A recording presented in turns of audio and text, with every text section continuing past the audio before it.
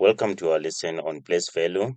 By the end of this lesson, you should be able to correctly identify the value of any digit in numbers with up to 3 decimal places.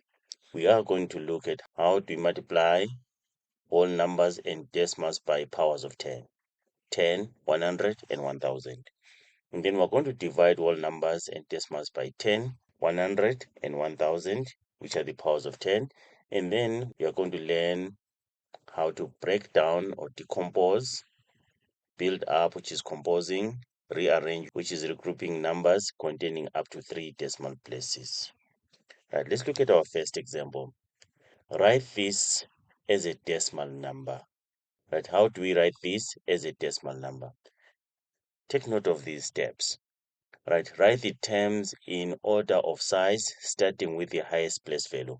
What is our highest place value here? It should be the tens, isn't it?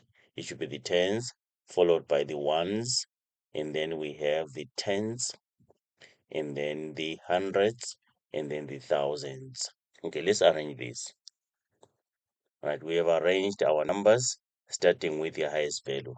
And then what do we do after that? Put the digits in a place value grid. We have our place value grid. So how many tens do we have? We have 3 tens. How many ones do we have? We have 7 of them. And then how many tens do we have? We have 5. And then how many hundreds? We have 1. And then how many thousands? We have 9. And then you just read the number from left to right. What is our answer? This is 37,519. Or you can say this is 37 and 519 thousandths. Okay, or just 37,519, which is 37 and 519 thousandths.